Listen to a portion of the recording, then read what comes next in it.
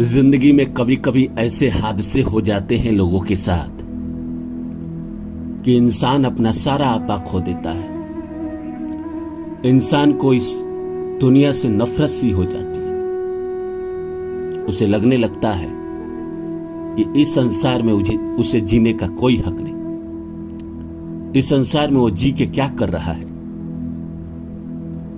जब किसी इंसान का जवान बेटा इस संसार को छोड़ के जाता है, या किसी ऐसे स्त्री का पति जब इस शादी के 2 साल हुए थे, 3 साल हुए थे, और उसका पति इस संसार को छोड़ के जाता है, उसकी जिंदगी पूरी तरह तबाह हो जाती है, पूरी तरह बर्बाद हो जाती है।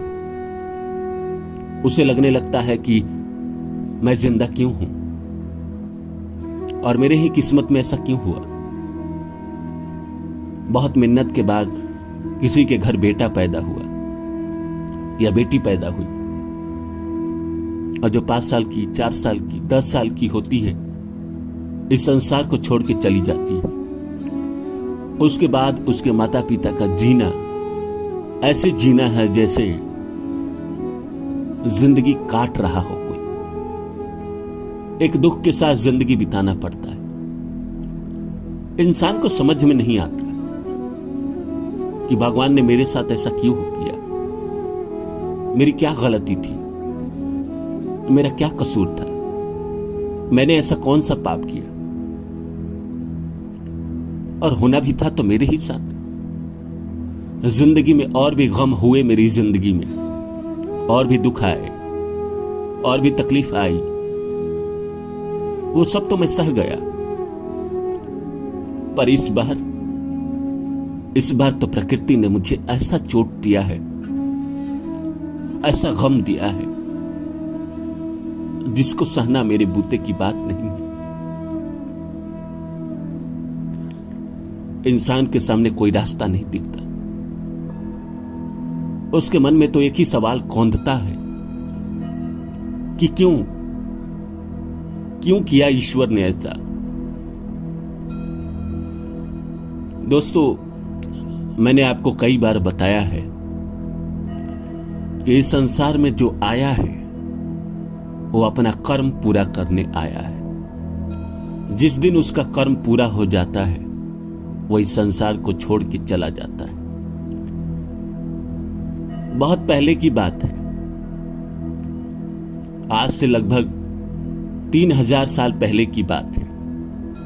एक बहुत विख्यात और विश्व प्रसिद्ध ज्योतिषी हुए, जिनका डंका पूरी दुनिया में बजती थी। उन्होंने अगर कोई प्रेडिक्शन दे दी किसी के बारे में तो वो सही हो जाती थी। और बहुत बड़े ज्ञानी थे। राजा भी अपने दरबार में बुलाकर उनको सम्मान से बैठाते थे। उनके घर एक बेटा पैदा हुआ।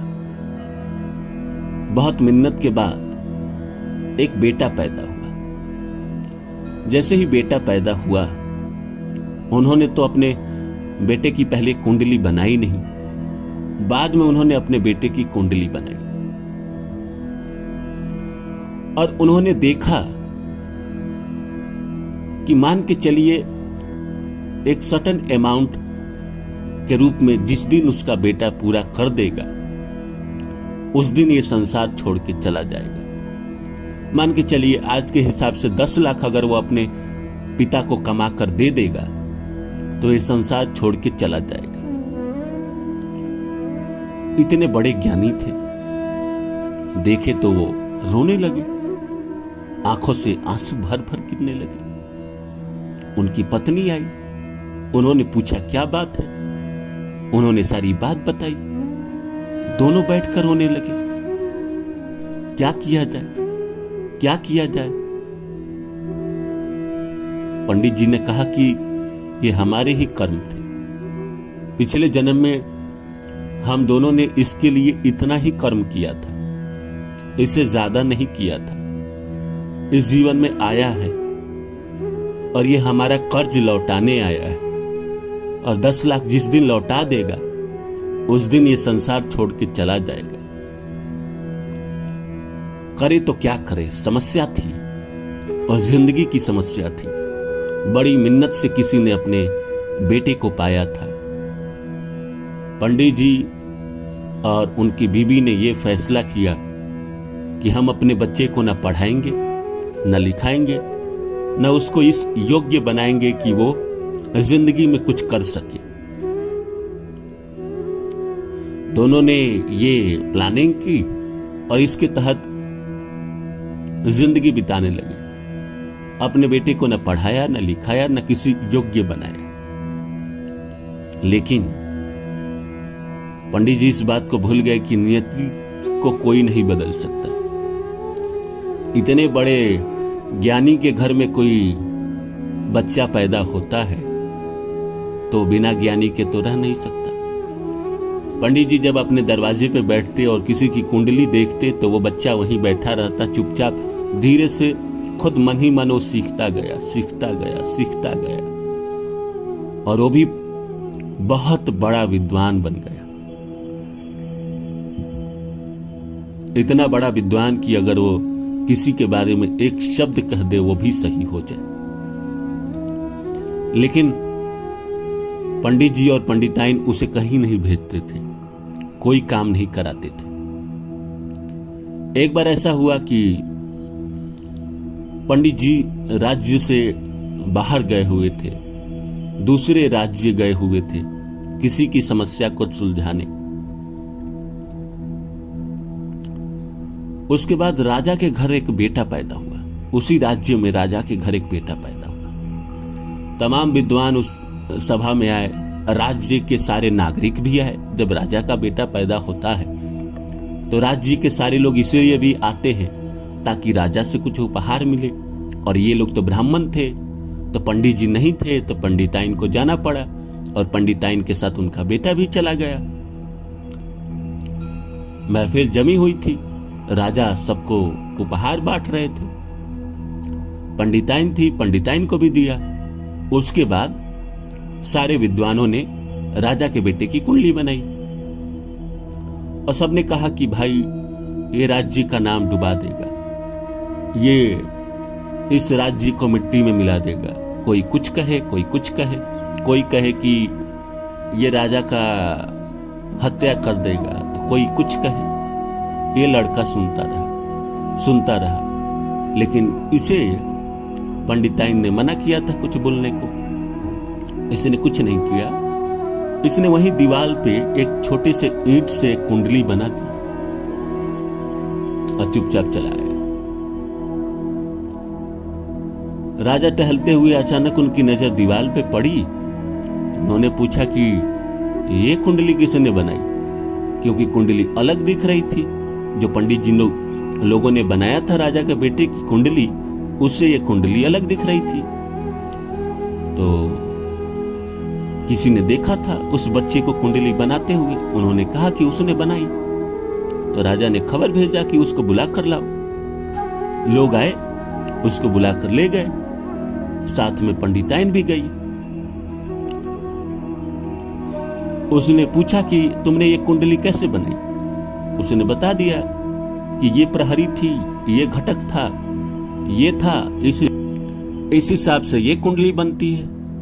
राजा बहुत खुश हुए। उसने बताया कि ये पूरे विश्व विजेता बनेगा, पूरी दुनिया में आपका नाम रोशन करेगा। राजा को लगा कि मैं क्या दे दूं इसे। राजा बहुत खुश हुए। उन्होंने बहुत उपहार देना चाहा, लेकिन लड़के ने मना कर दिया, क्योंकि उसके माता पिता ने मना किया था। पंडिताइन भी साथ में थी, उन्होंने भी मना कर दिया। राजा बोले कि ठीक है, उपहार मत लो, कुछ मिठाई है, मिठाई तो ले सकते हो। पंडिताइन ने कहा हाँ, मिठाई ले सकता है। एक टिफिन में लड्डू भर के दिए गए। पंडिताइन और लड़का वापस आया। जैसे घर वापस आया, घर के अंदर एंटर ही किया कि पंडित जी के लड़के की जान चली गई। उसने वहीं अपने प्राण त्याग दिए, उसकी वहीं मृत्यु हो गई। अब ये खबर इतनी बड़ी थी कि पूरे राज्य में फैल गई, क्योंकि उसने राजा के बेटे की भविष्यवाणी की थी। वापस आया और उसकी जान चली गई। सारे राज्य के लोग जमा हो गए, राजा भी आए। जो पंडित जी दूसरे राज्य में गए हुए थे उनके पास भी खबर भेजी गई, वो भी वापस आए। उन्होंने पूछा कि यह सब कैसे हुआ, हमने तो इसको इस योग्य बनाया ही नहीं कि ये उतना कमा सके, फिर इसकी जान कैसे गई। पंडिताइन ने सारी बात बताई। पंडित जी ने कहा वो टिफिन कहाँ है। पंडिताइन लेके आई, टिफिन खोला गया, उसमें हीरे जवाहरात थे, असरफिया थी, लड्डू नहीं था, और उतने ही अमाउंट के थे, 10 लाख के, जितना इस लड़के को अपने पिता को वापस करना था।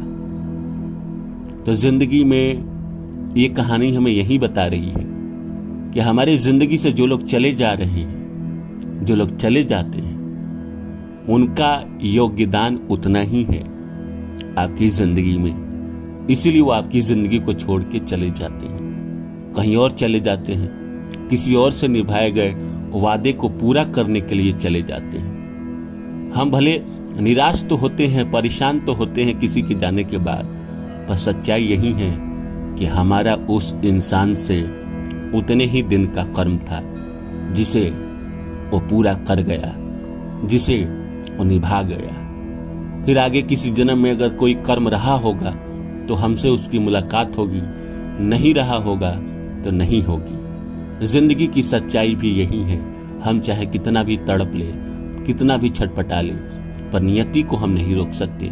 हम चाहे कितना भी रोकने की कोशिश करें पंडित जी की तरह, लेकिन नियति ने जो चाहा है, जो सोचा है, वो होकर रहेगा।